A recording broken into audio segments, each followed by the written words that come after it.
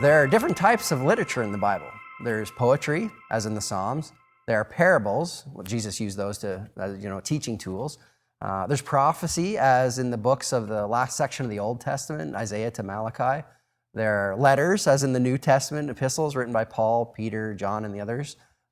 There's biography, as in the Gospels, and there's also autobiography, like in the books of Acts, where the author Luke is recording events that he is participating in.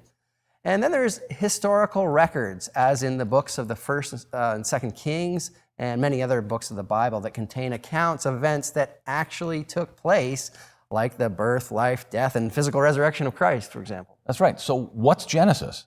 If it's poetry or meant to be understood as some sort of a metaphor, then perhaps the millions of years we hear so much about could just be a part of how God created. Mm-hmm. Now, English poetry often features rhythm and rhyme. In other words, sound patterns. Those features are really hard to translate into another language. And the great thing about Hebrew poetry, like in the Psalms, is that it features different kinds of parallelism and a particular verb structure that translate well into other languages. Yeah, Hebrew scholar Dr. Stephen Boyd, whose PhD is in Hebraic and Cognate Studies, performs statistical comparisons of verb-type frequencies between historical and poetic Hebrew texts.